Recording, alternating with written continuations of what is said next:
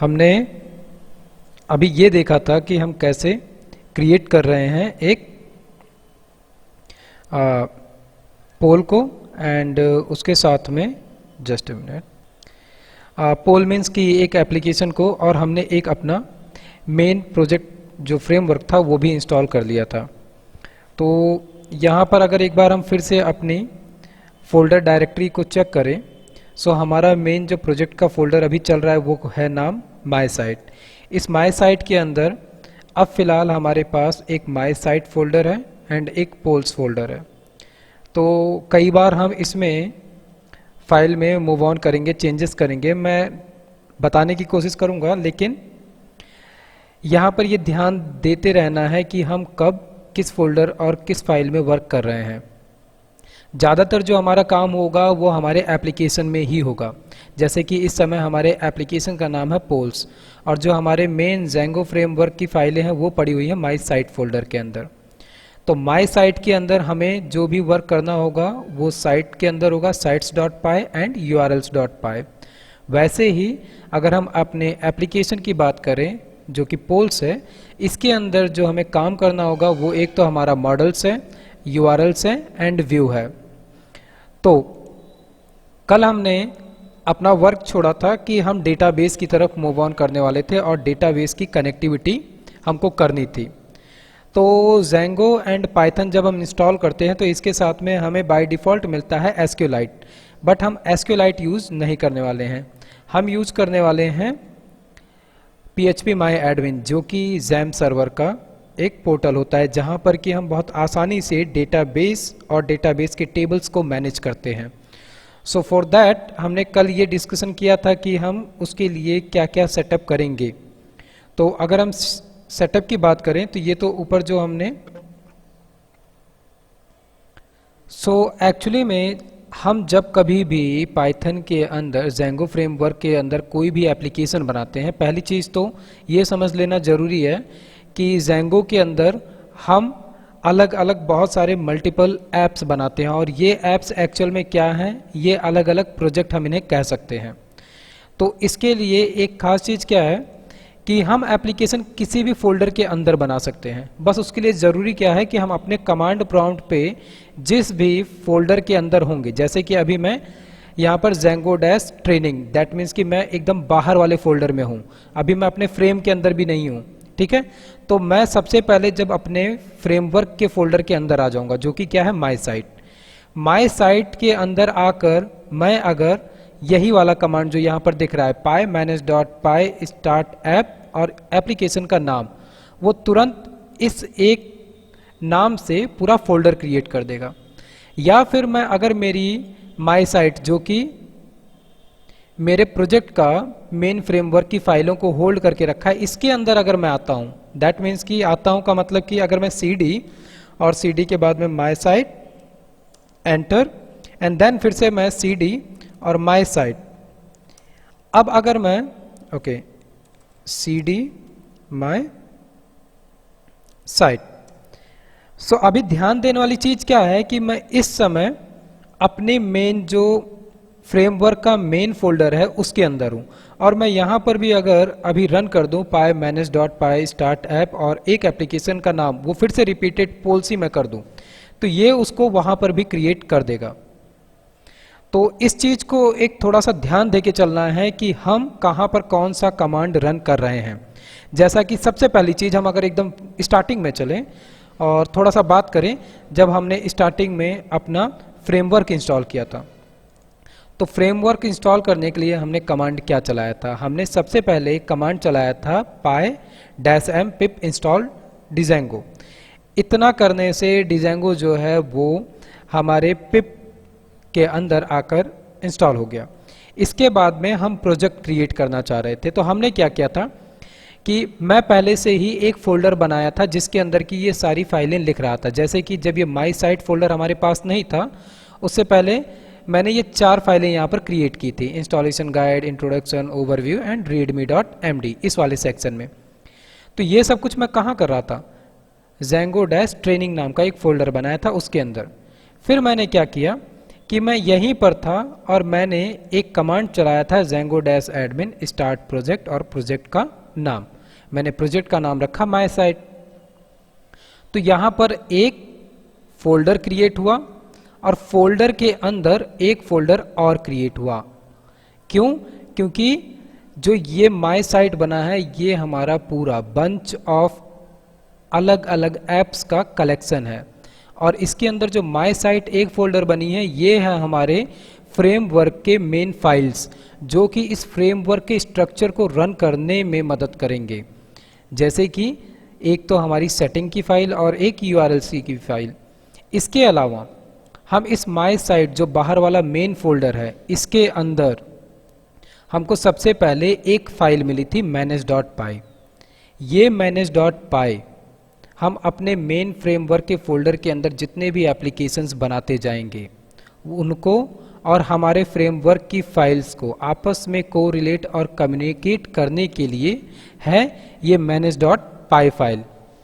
तो सबसे अच्छा बेस्ट प्रैक्टिस ये होता है कि Django फ्रेमवर्क के अंदर, हालांकि शुरुआत में थोड़ा कंफ्यूजिंग हो जाता है कि ये क्या हो रहा है, फाइल के अंदर हम फाइल क्रिएट कर रहे हैं, उसी सेम नाम से फाइल क्रिएट हो रही है, माय साइट है उसी के अंदर माय साइट हो गई।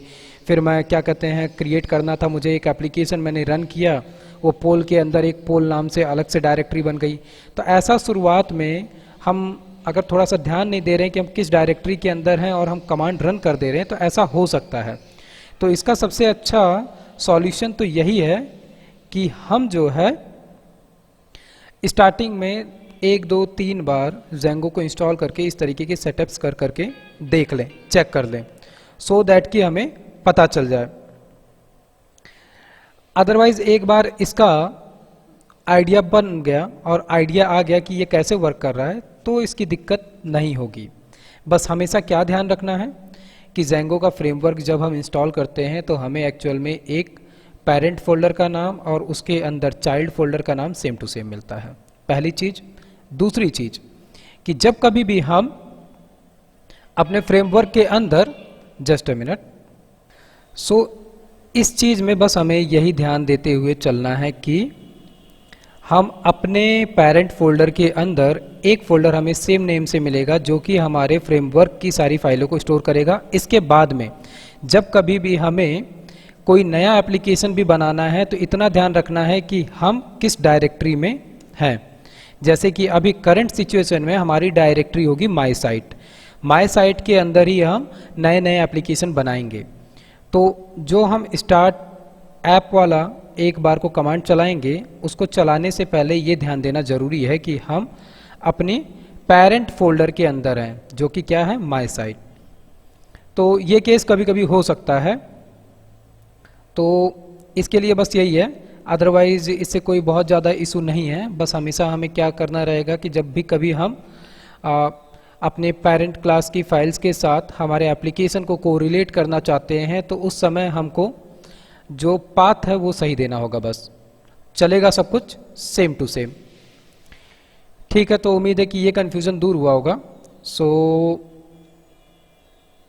इसके बाद वाला जो हमारा वर्क है वो ये है कि अब हमको कनेक्टिविटी करानी है डेटाबेस के साथ में। और जब हम बात करते हैं डेटाबेस के साथ कनेक्टिविटी की तो कुछ चीज़ें Django में थोड़ा हार्डली होती हैं जिसको कि हमें स्टार्टिंग में लेकर चलना पड़ेगा। तो अगर हमें सेटिंग करना है डेटाबेस का तो हम करने वाले हैं हमारे XAMPP सर्वर के साथ। तो XAMPP सर्वर मैंने यहाँ पर इंस्टॉल करके रखा है।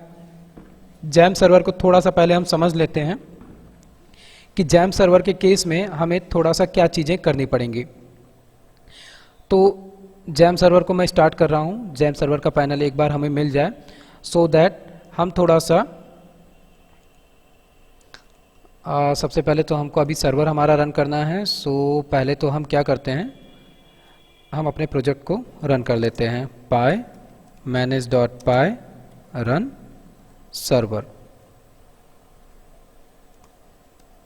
Run server, enter. ये हमारे सर्वर को रन कर देगा। तो हम यहाँ पर अभी जैसे ही एंटर करेंगे हमको हमारा सर्वर अप मिल जाएगा, पहली चीज़। दूसरी चीज़ XAMPP सर्वर को स्टार्ट करना है। XAMPP सर्वर एक बार हमको स्टार्ट होकर मिल जाए तो ओके, ये स्टार्ट हो गया है। ठीक है, सबसे पहली चीज़, अगर हमें यहाँ बैकएंड में हमारा सर्वर भी स्टार्ट हो चुका है, सो हम अपने सर्वर को भी चेक कर सकते हैं इस समय। और सबसे पहले हम ये समझ लेते हैं कि जैम सर्वर से हमें क्या करना है। तो ये जैम सर्वर का जो पैनल है, जब सक्सेसफुली इंस्टॉल कर लोगे और इसको रन करोगे, रन करने के साथ में बस यहाँ पे 2 काम करना है। एक तो ये हमको दोनों स्टॉप मिलेंगे, कुछ इस स्टेज में हमको मिलेगा ये। सबसे पहले हमें Apache and then MySQL दोनों को ही स्टार्ट कर लेना है। और ये दोनों अगर सक्सेसफुली स्टार्ट हो रहे हैं, दैट मीन्स कि दोनों में ही हमको ये ग्रीन कलर में मिल जाएगा। कभी कभी इसका कलर थोड़ा समय लेता है, बट ये दोनों हमको स्टार्ट होके मिल जाएंगे, अपाचे एंड माई सीक्वल। अब ये दोनों ग्रीन हो चुके हैं, दैट मीन्स कि इसका वर्क हो चुका। दूसरी चीज़, हमको यहाँ से एडमिन पे क्लिक करते ही PHP माई एडमिन का डैशबोर्ड मिल जाएगा। सो हम अगर इसको यहाँ से क्लिक करते हैं तो ये क्या करेगा, क्लिक करने के साथ में ही हमको यहाँ पर, मैं इसको लोकल होस्ट PHP माई एडमिन एंटर करता हूँ। एंटर करने के साथ में ये सक्सेसफुली रन कर रहा है, दैट मीन्स कि PHP माई एडमिन हमको यहाँ पर अभी सक्सेसफुली ओपन होकर मिल जाएगा। दूसरी चीज़, तब तक हम क्या करते हैं, जो हमने हमारा सर्वर रन किया है इसको भी यहाँ पर हम स्टार्ट कर लेते हैं। सो एंटर किया एंड एंटर करने के साथ में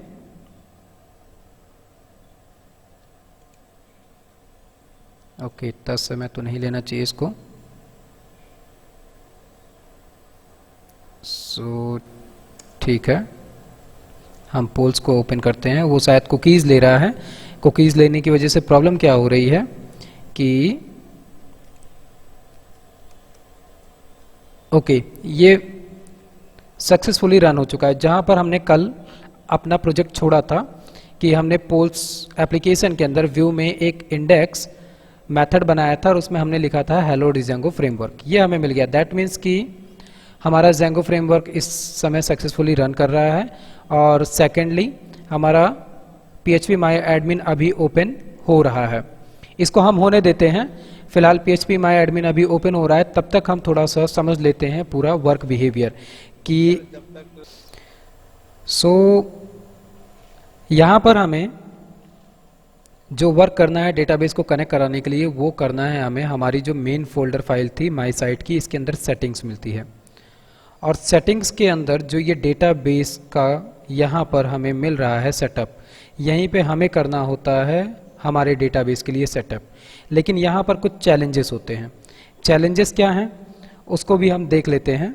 सबसे पहला चैलेंज तो ये है कि जो हमें सेटिंग्स के अंदर मिलता है, ये बाय डिफ़ॉल्ट हमको मिलता है SQLite 3, जो कि बनाया गया है क्या कहते हैं SQLite 3 डेटाबेस के लिए यहाँ पर। लेकिन हमें यूज करना है MySQL डेटाबेस, और उसके लिए सबसे पहले हमें इंस्टॉल करना पड़ता है MySQL कनेक्टर। तो नॉर्मल केस में अगर हम चलें तो इसके लिए एक साइट है, यहाँ से हमें MySQL क्लाइंट जो है ये इंस्टॉल करना पड़ता है। अगर हम इसको इंस्टॉल नहीं कर रहे हैं और डायरेक्ट रन करते हैं, वैसे हालांकि हमको कमांड मिलता है रन करने के लिए कि हम MySQL क्लाइंट करके एक कमांड होता है, उसको रन करने से MySQL की जो कनेक्टिविटी की रिपोजिटरी है वो हमें मिल जाती है, लेकिन वो डायरेक्टली रन होने पे प्रॉब्लम क्रिएट करती है।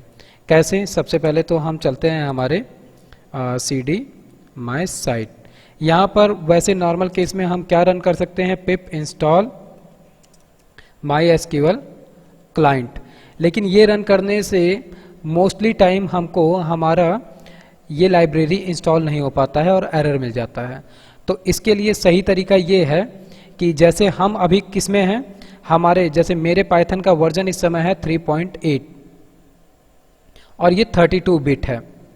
तो इसके लिए सबसे बेस्ट सूटेबल यहाँ से लाइब्रेरी कौन सी होगी जिसको कि मैं डाउनलोड करूँ और वो परफेक्ट वर्क करे।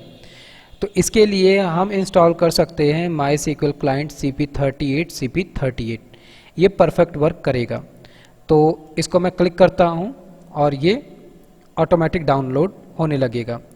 मैं इस चीज़ का सबसे पहले क्या करता हूँ, लिंक जो है इसको मैं ऐड ऑन कर देता हूँ हमारे इंस्टॉलेशन गाइड के अंदर, सो दैट आसानी से इसके सेटअप में ये फाइल मिल जाए। तो हम चलते हैं थोड़ा सा और नीचे एंड यहाँ पर जहाँ पे मैंने लिखा हुआ है Django यूजिंग डेटाबेस, तो यहाँ पे थर्ड पॉइंट क्या है, अभी तक मैंने क्या लिखा था कि हमको Django क्या कहते हैं XAMPP सर्वर चाहिए है, और for connecting database with Django we need to have server name database, ये सारी चीज़ें ठीक है। सो इसी से जस्ट पहले मैं लिख देता हूँ कुछ और चीज़ें। ये हमारा अदर पॉइंट हो गया एंड यहाँ पे for using MySQL need to download MySQL client. For that visit this site. Okay, visit this site, इसको हम बनाते हैं एक लिंक, ठीक है। यहाँ से आपको क्या मिल जाएगा, इस साइट का लिंक मिल जाएगा जो ये साइट है, और यहाँ से जाकर किसको डाउनलोड करना है, हमारे इस केस के लिए जो डाउनलोड करना है वो है ये वाला लिंक। सो इस वाली लिंक को भी मैं क्या कर रहा हूँ, कॉपी करके यहाँ पर ऐड ऑन कर दे रहा हूँ। And in this tutorial with Python version 3.8.2 using this MySQL client, and ये लिंक हो गया किस चीज़ का, ओहो ओके, ये लिंक हमें यहाँ से नहीं मिलेगा, ठीक है ठीक है ठीक है ठीक है। तो इसके लिए क्या करते हैं, कोई दिक्कत नहीं है, मैं इस पूरे नेम को ही कॉपी करके यहाँ पर इंसर्ट कर देता हूँ, सो दैट कि ये पता चल जाएगा कि कौन सा MySQL क्लाइंट डाउनलोड करना है। तो सबसे पहली चीज़ और इम्पॉर्टेंट चीज़, ये तुरंत करने के बाद में जैसे ही हमने MySQL क्लाइंट यहाँ से डाउनलोड किया, ये कहाँ पर पड़ा हुआ है, ये पड़ा हुआ है डाउनलोड फोल्डर में। सो सबसे पहले क्या करना पड़ेगा कि हम इसको डाउनलोड फोल्डर से निकाल के ले चलेंगे। यहाँ से मैंने इसको कट किया एंड कट करने के बाद में सबसे पहले हम चलते हैं उस फोल्डर में जहाँ पर हमारा प्रोजेक्ट पड़ा हुआ है। सो Django ट्रेनिंग के अंदर माई साइट, और माई साइट के अंदर इसको हमने पेस्ट कर दिया। पेस्ट करके इसके नाम को हम कॉपी कर लेते हैं एंड देन वापस हम आते हैं अपने टर्मिनल पे। तो यहाँ पे करना क्या है, ध्यान ये देना है कि मैंने कॉपी पेस्ट किया था कहाँ पर, माई साइट के फोल्डर में, एंड इस समय टर्मिनल में मैं हूँ किस पाथ पे, सेम उसी पाथ पे हूँ माई साइट में। यहाँ पे मुझे क्या करना है, कॉपी पेस्ट कर देना है जिस MySQL क्लाइंट .whl फाइल को मैंने डाउनलोड किया है, एंड देन एंटर। एंटर होने के साथ में ये क्या करेगा, जो MySQL क्लाइंट है उसको इंस्टॉल करेगा। इन केस अगर मेरे सिस्टम में पहले से पड़ा हुआ है तो ये इंस्टॉल नहीं करेगा, अगर नहीं है सो दैट ये इंस्टॉल करेगा। तो इसने क्या दे दिया, requirement already satisfied, that means कि मेरे पास पहले से प्री इंस्टॉल्ड है MySQL क्लाइंट। अगर नहीं होता तो ये इसको इंस्टॉल करता। ये सबसे इम्पॉर्टेंट पॉइंट है, और ये अगर हम मिस करते हैं तो हम MySQL सर्वर के साथ Django को नहीं कनेक्ट कर पाएंगे, क्योंकि Django में थोड़ा MySQL को कनेक्ट करना थोड़ा टफ काम है, और वो भी विंडोज़ के साथ में थोड़ा ज़्यादा टफ है। अगर यही चीज़ हम iOS और लिनक्स में करेंगे तो वहाँ पर बहुत आसानी से हो जाता है, बट विंडोज़ में थोड़ा सा ये टिपिकल काम हो जाता है कि हम MySQL डेटाबेस को कनेक्ट करना चाहते हैं XAMPP सर्वर के साथ में। इतना करने के बाद में जब हम MySQL क्लाइंट को डाउनलोड कर लेते हैं और उसको हमने इंस्टॉल कर लिया है, सो इसके बाद में अभी भी हमारा सर्वर क्या था, वो रन कर रहा था। अब हम क्या करेंगे, इसको कैंसिल कर देते हैं जो हमारा सर्वर रन कर रहा था। सो दैट अभी क्या हुआ, हमारा सर्वर जो है वो बंद हो चुका है। हम इसको अभी अगर रन करेंगे तो ये हमको पेज नॉट फाउंड का एरर देना चाहिए इसको। ठीक है, मिल गया, ठीक है, परफेक्ट। फिर वापस हम चलते हैं यहाँ पर। तो MySQL क्लाइंट को इंस्टॉल कर लेने के बाद में दूसरा सबसे इम्पॉर्टेंट काम क्या है हमारे पास, कि अब सबसे पहले हमें चलना है हमारी सेटिंग वाली फाइल में। एंड सेटिंग वाली फाइल में जहाँ पर हमने डेटाबेस क्रिएट किया है, इसके नीचे एकदम नीचे हम आते हैं तो यहाँ पे हमें टाइम जोन मिलता है। आगे बढ़ने से पहले Django फ्रेमवर्क के अंदर टाइम को अपने टाइम जोन के अकॉर्डिंग सेट करना ज़रूरी है। तो अगर हम यहाँ पर स्टेप्स लिख रहे थे, ये स्टेप्स थे, steps to install Django and app, ये चीज़ हो गई। इसके बाद में हमने यहाँ पे सेटअप किया एंड देन सेटअप के बाद में हम यहाँ पर क्या कर रहे हैं, सेटिंग्स फॉर डेटाबेस। ठीक है, तो यहाँ पे सबसे पहली चीज़ क्या है, first thing to change your time zone on parent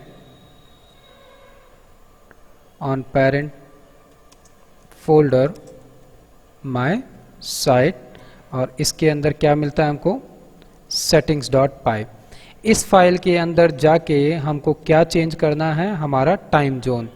so time zone जो है वो यहाँ पर पहले से सिलेक्टेड है UTC, लेकिन हमारा टाइम जोन जो है वो है एशिया/कोलकाता। तो हम यहाँ पर क्या कर देंगे, टाइम जोन को हम यहाँ के हिसाब से सेट करेंगे और क्या कर देंगे, एशिया/कोलकाता। पहली चीज़ हमने की ये, क्योंकि हमको हमारा टाइम जोन चेंज करना था। सो ये हो गई सबसे पहली चीज़ कि हमने हमारा टाइम जोन चेंज कर लिया। टाइम जोन चेंज करने के बाद में हम एक काम और करेंगे इसी वक्त, कि आगे चल के जो हमें करना पड़ेगा वो हम पहले ही कर लेते हैं। जैसे कि प्रीवियस सेशन में याद होगा कि हमारे पोल वाले फोल्डर के अंदर urls.py नाम की फाइल नहीं थी, जिसको हमने अलग से क्रिएट किया था। वैसे ही हमने स्टार्टिंग में जब स्ट्रक्चर की बात की थी Django फ्रेमवर्क के, तो वहाँ पे हमने देखा था कि हमें बहुत सारी स्टैटिक फाइल्स मिलती हैं। स्टैटिक फाइल्स का मतलब जैसे कि HTML की फ़ाइल हो गई, CSS की फ़ाइल हो गई, JS की फ़ाइल हो गई, इमेजेस हो गई, जिसको आगे चल के हम दिखाएंगे। उन सभी को हम फ्रेमवर्क के अंदर कहाँ रखेंगे वो हमें पहले से नहीं बताया गया रहता है। तो हमें क्या करना रहता है, इसके लिए हमें यहाँ पर एक डायरेक्टरी क्रिएट करनी पड़ती है अलग से। और अगर हम settings.py के अंदर एकदम नीचे जाएं तो हमें क्या मिलता है, स्टैटिक URL। और अगर इसके ऊपर जस्ट हम यहाँ पे पढ़ें तो ये क्या दे रहा है, static file, CSS, JS, JavaScript, images, इन तरीके की फाइलों के लिए हम एक URL देते हैं। तो ये जो हम यहाँ पर दे रहे हैं, इससे पहले इस फोल्डर को हमें बनाना भी पड़ता है। तो इस फोल्डर को अगर हमें बनाना है तो हम कहाँ बनाएंगे, हमारी जो पेरेंट फोल्डर है उसके अंदर। डैट मीन्स कि माई साइट के अंदर ही हम क्या करेंगे, एक नया फोल्डर क्रिएट करेंगे एंड फोल्डर का नाम क्या दे देंगे, स्टैटिक। ये फोल्डर हमें मिल गया, ठीक है। स्टैटिक का यहाँ पर URL केवल दिया गया है, अभी तक स्टैटिक का रूट डायरेक्टरी नहीं दी गई है। तो हम क्या करेंगे, जस्ट इसके पहले यहाँ पर स्टैटिक की रूट डायरेक्टरी भी अभी के अभी डिफाइन कर देते हैं।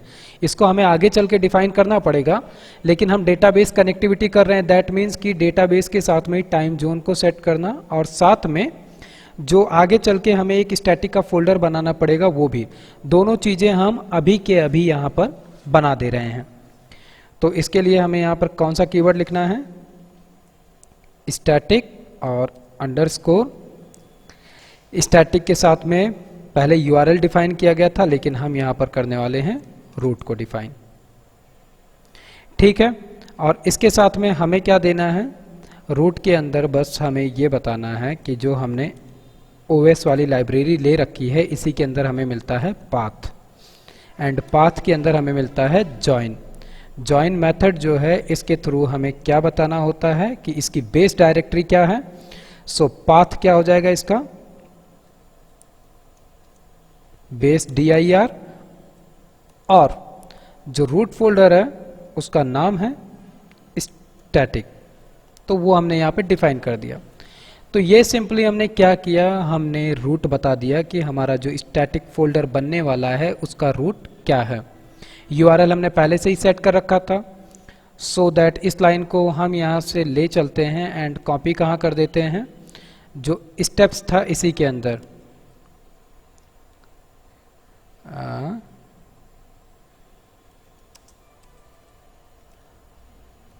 Also create static folder for storing CSS, JS images which you create in root folder my site static root folder also create static। ठीक है। सो रूट फोल्डर के अंदर static नाम से एक फोल्डर क्रिएट किया और इसी के साथ में क्या किया, also in root folder settings.py at bottom before static URL paste this line।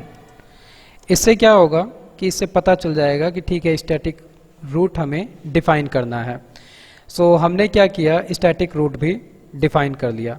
अब फाइनली हमारा काम क्या है कि हमने अभी जो डेटाबेस के लिए माई क्लाइंट को इंस्टॉल कर लिया है सक्सेसफुली, उसके बिहाफ पे अब हमको डेटाबेस के अंदर चेंजेस करने हैं। ये चेंजेस करने के लिए सबसे पहले ये ज़रूरी है कि हमारे पास डेटाबेस भी होना चाहिए। तो अब हमको सबसे पहले कहाँ चलना पड़ेगा, अब सबसे पहले हम चलते हैं हमारे PHP माई एडमिन के पास। तो यहाँ पर बहुत सारे टेबल्स बना के रखे हैं मैंने, लेकिन इनमें से जो टेबल मुझे यूज करना है वो है पाइथन डेमो नाम का। ठीक है, पाइथन डेमो नाम का जो डेटाबेस मैंने बना रखा है वो यहाँ पर एम्प्टी पड़ा है। अगर हमको डेटाबेस बनाना हो तो हम यहाँ से बहुत इजीली डेटाबेस क्रिएट कर सकते हैं। उसके लिए क्या करना है, हम अगर होम पर आते हैं तो होम पर होने पर यहाँ पर अगर हमें डेटाबेस क्रिएट करना हो नया, तो उसके लिए भी आसान है डेटाबेस क्रिएट करना। जैसे हम यहाँ पर होम पर हैं और होम पे होने के साथ में अगर हमें डेटाबेस क्रिएट करना है तो उसके लिए हम जा सकते हैं डेटाबेस पे। इससे क्या होगा, अभी हमको जितने भी डेटाबेसेस हैं उन सभी की लिस्ट मिल गई और साथ में यहाँ पर हम अगर कोई भी नया नाम देंगे उससे हमको डेटाबेस क्रिएट होकर मिल जाएगा। नाम देंगे, क्रिएट पे क्लिक करेंगे, वो डेटाबेस हमें मिल जाएगा। तो मेरे केस में हम जो डेटाबेस यूज करने वाले हैं उसका नाम है पाइथन डेमो। ये ब्लैंक है, ठीक है, परफेक्ट, यही हमें चाहिए है।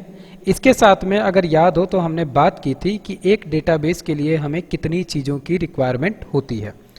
तो डेटाबेस क्रिएट करते समय हमें डेटाबेस के सर्वर का नाम, यूज़र नेम, डेटाबेस यूज़र का पासवर्ड एंड फाइनली डेटाबेस का नाम, ये 4 चीज़ें चाहिए होती हैं।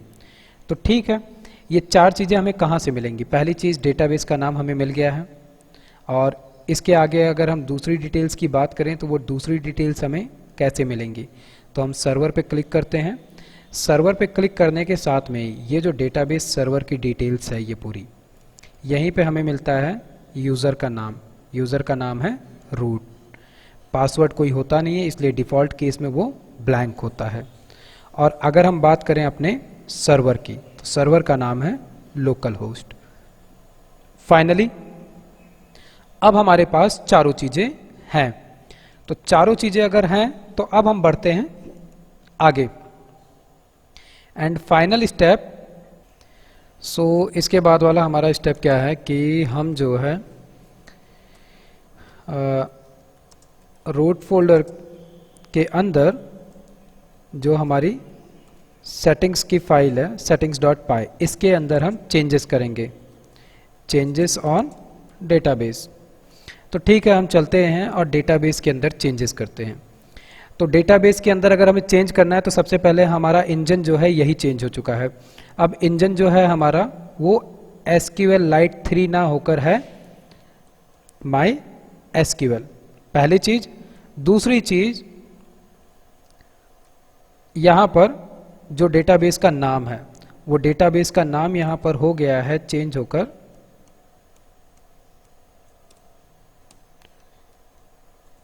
पाइथन डेमो, ये हमारे डेटाबेस का नाम हो गया। इसके अलावा ये हमारे डेटाबेस का नाम हो गया। इसके अलावा हमारे यूज़र का नाम, सो यूज़र का नाम हमारे है रूट, एंड देन यूज़र का पासवर्ड। सो पासवर्ड जो है वो कुछ नहीं है, सो ब्लैंक छोड़ेंगे हम इसको। एंड देन हमारे होस्ट का नाम जो है वो है लोकल होस्ट, लोकल होस्ट कर दिया। और इसके बाद में फाइनल चीज, एक और चीज रह जाती है, इसको अभी हम देख लेते हैं। इसका एक पोर्ट नंबर होता है जो डेटाबेस है, इसका बाय डिफॉल्ट जो पोर्ट नंबर है वो है 3306, और ये पोर्ट नंबर एक्चुअल में हमें कहाँ से मिल रहा है इसको भी हम देख लेते हैं। सो दोबारा से हम अपने इसी पोर्टल पे आए हैं। इसी पोर्टल पे ओके, ये यहाँ पे नहीं देखने को मिलता, एक्चुअली ये देखने को मिलता है हमें यहाँ पर पोर्ट नंबर 3306। इसी पोर्ट नंबर का यूज हमने किया है यहाँ पर। सो ये हमारे MySQL के फाइनल ज्वाइंट करने के क्रेडेंशियल हैं जिसको हम यहाँ पर दे दिए हैं। इसको देने के बाद में अब फाइनली हमें क्या करना है, इसके बाद में जब हमने इसको दे दिया है तो इसके बाद में अब हमें केवल एक कमांड चलानी है, जिसको हम पहले डमी जब हम क्रिएट कर रहे थे, एक फ्लो देख रहे थे मॉडल का, तो वहाँ पे हमने देखा था कि जब भी हम मॉडल में कोई भी चेंजेस करते हैं तो हम क्या करते हैं, कमांड चलाते हैं माइग्रेट। वही माइग्रेट वाला कमांड हमें यहाँ पर चलाना है। सो अभी हमारा सर्वर रन कर नहीं रहा है, हम माई साइट के अंदर हैं, तो यहाँ पे हमें क्या करना है, पाए। ये सारे चेंजेस हमारे कंप्लीट हो गए हैं। चेंजेस सारे कंप्लीट होने के साथ में सर्वर हमारा रन कर रहा है, जैम्प रन कर रहा है, हमने टाइम जोन सेट कर लिया है। और फाइनल हमें क्या करना है, एक कमांड चलाना है py manage .py and migrate, enter. इसको रन करने के साथ में ऑटोमेटिक क्या होगा, बहुत सारी टेबलें क्रिएट होंगी। ठीक है, बहुत सारी टेबलें क्रिएट होंगी। ये टेबलें क्यों क्रिएट होने वाली हैं, ये नोटिस की बात है। तो ये जब तक माइग्रेशन हो रहा है, सब कुछ ये अपना कर रहा है, क्रिएट कर रहा है बैकएंड में बहुत सारी टेबलें, हम इसको समझ लेते हैं कि ये क्यों कर रहा है। तो याद होगा कि हमने प्रीवियसली बात की थी कि हमें बहुत सारे इंस्टॉल्ड एप्लीकेशन मिलते हैं, जिसमें कि कौन कौन सा मिल रहा है, एडमिन मिल रहा है, ऑथ मिल रहा है, कंटेंट टाइप्स मिल रहा है, सेशन मिल रहा है, मैसेजेस मिल रहा है, एंड स्टैटिक फाइल्स मिल रही है। तो ये जितने भी हमें यहाँ पर प्री इंस्टॉल्ड एप्लीकेशन मिलते हैं, उन्हीं सबसे रिलेटेड बहुत सारे टेबल्स होते हैं, जिनको कि जैसे ही हम डेटाबेस कनेक्टिविटी कराते हैं और माइग्रेट कमांड रन करते हैं, वो ऑटोमेटिक उन सभी को जाकर क्रिएट करता है। तो अगर ये सब कुछ हुआ है वाकई में और ये क्रिएट हुआ है, तो फाइनली एक बार हम क्या करते हैं, पहले तो इसको हमने यहाँ से कॉपी किया, एंड सबसे पहली चीज़ यहाँ पर हम एक न्यू स्टेप लिख लेते हैं कि after providing all database details at final run this command to create all required tables in your chosen database। ठीक है, समझने के लिए लिखा है। तो अगर ये सारे के सारे डेटाबेस, इन सारे के सारे एप्लीकेशन से रिलेटेड एक्चुअल में क्रिएट हुए हैं हमारे डेटाबेस में, तो उनको हम चल के देख सकते हैं। तो हम अभी कहाँ पर हैं? हम अभी बाहर हैं। हम सबसे पहले चलते हैं अपने डेटाबेस के अंदर। हमारे डेटाबेस का नाम है पाइथन डेमो। तो अगर पाइथन डेमो के अंदर वो सारी टेबल्स क्रिएट हुई हैं, तो मिल गई हमें सारी की सारी tables, Django, session, migrate, content type, admin, और ये सारे के सारे टेबल्स यहाँ पर हमें मिल चुके हैं। क्योंकि अब फाइनली इन सारे के सारे एप्लीकेशंस की क्रेडेंशियल हमारे डेटाबेस से अटैच हो चुके हैं। सो इससे रिलेटेड जितने भी फाइलें थी, जितने भी टेबल्स थे, हमारे जो प्री इंस्टॉल्ड जितने भी एप्लीकेशन से इनसे रिलेटेड सारी टेबलें हमें यहाँ पर मिल चुकी हैं। सो दैट इसका मतलब ये होता है कि अब नेक्स्ट क्लास में हम थोड़े से कोड लिखने के बाद में जेंगो में जो हमें एक बना बनाया एडमिन पैनल मिलता है, हम उसको इजीली कनेक्ट कर पाएंगे। और साथ में अगर हम बात करें फिर से इन एप्लीकेशंस की जिसकी हमने प्रीवियसली बात की थी, तो ये सारे के सारे जो एप्लीकेशन हमें यहाँ पर मिल रहे हैं, इन सभी का अपना अलग अलग वर्क है। जैसे कि ये एप्लीकेशन जो है ये हमें एक एडमिन साइट, एक एडमिन पोर्टल देगा। उसी तरीके से ऑथेंटिकेशन से रिलेटेड जितनी भी सिस्टम्स को हमारे सिस्टम को चाहिए, वो सारा का सारा ये ऑथ देगा। उसी तरीके से कंटेंट टाइप्स के लिए हमें एक फ्रेमवर्क मिलता है, ये कंटेंट टाइप्स। उसी तरीके से हमें सेशन फ्रेमवर्क मिलता है इस एप्लीकेशन के थ्रू, एंड मैसेजिंग फ्रेमवर्क मिलता है हमें इस मैसेजेस के थ्रू। और at the last static files को मैनेज करने के लिए हमें ये स्टैटिक फाइल्स फ्रेमवर्क मिलता है, जिसके थ्रू की जो हमने अभी जस्ट थोड़ी देर पहले एक स्टैटिक फोल्डर बनाया है, इसके साथ कम्युनिकेशन, दैट मीन्स कि CSS फाइल, जावास्क्रिप्ट की फाइलें, इमेजेस, इन सभी के साथ कम्युनिकेशन करने के लिए यही फ्रेमवर्क काम में आएगा। तो इन सभी से रिलेटेड जितना भी हमारा टेबल था वो सारा का सारा फाइनली यहाँ पर क्रिएट हो चुका है। और अगर इसको हम जाकर देखना चाहें तो हमें यहाँ पर बाकायदे दिखेंगी। जैसे अगर हम केवल और केवल यूज़र को देखना चाहें कि ऑथ यूज़र में कौन कौन से क्रेडेंशियल गए हैं, तो हम यहाँ पर क्या देखेंगे कि टेबल की फील्ड्स तो पहले से ही डिसाइडेड हैं, यहाँ पे मिल गई हैं, लेकिन अभी कोई भी यूज़र नहीं है यहाँ पर। दैट मीन्स कि हमको जेंगो के अंदर एक एडमिन यूज़र क्रिएट करना पड़ेगा, उसके लिए एक पासवर्ड क्रिएट करना पड़ेगा। देन आफ्टर हम जाकर जेंगो फ्रेमवर्क के अंदर एडमिन पैनल में एक एडमिन लॉगिन कर पाएंगे। तो इसको हम नेक्स्ट देखेंगे। अभी यही था कि हम इसको सेटअप कर लें, और सेटअप के साथ में डेटाबेस से कनेक्टिविटी और जितने भी हमारे प्री इंस्टॉल्ड एप्लीकेशन हैं उन सभी से रिलेटेड जो भी टेबल्स हैं वो सारे के सारे फाइनली डेटाबेस में जाकर क्रिएट हो जाएं, जो कि हमारा फाइनल वर्क हो चुका है। इससे रिलेटेड स्टेप्स जो हैं वो सारे के सारे यहाँ पे मेंशन्ड हैं, सो दैट इससे थोड़ा बहुत और आइडिया मिलेगा। इन केस अगर जैम्प रिलेटेड कोई प्रॉब्लम हो रही है तो इसमें सबसे इम्पॉर्टेंट चीज़ क्या देखनी है कि अगर जैम्प रन हो रहा है सक्सेसफुली तो यहाँ पर ग्रीन कलर दिखेगा। और एक चीज़ नोटिस कर सकते हो कि यहाँ पर एरर्स नहीं मिलने चाहिए। दैट मीन्स कि हमारा जैम्प सर्वर सक्सेसफुली रन कर रहा है। और इन केस अगर हम जेंगो फ्रेमवर्क के अंदर कोई प्रॉब्लम क्रिएट करते हैं, कोई एरर आता है, तो जब हम यहाँ पर रन सर्वर कमांड लिखने के बाद में हिट करते हैं तो इन केस अगर कोड में कहीं भी प्रॉब्लम आती है तो कंटिन्यूसली इसी टर्मिनल पे हमको शो कराता रहता है। तो इन केस अगर उससे रिलेटेड कोई प्रॉब्लम आ रही है तो उसको देख के समझ में आ सकता है।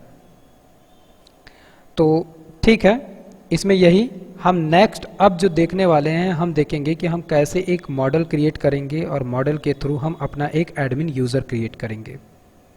तो फिलहाल अभी के लिए यही।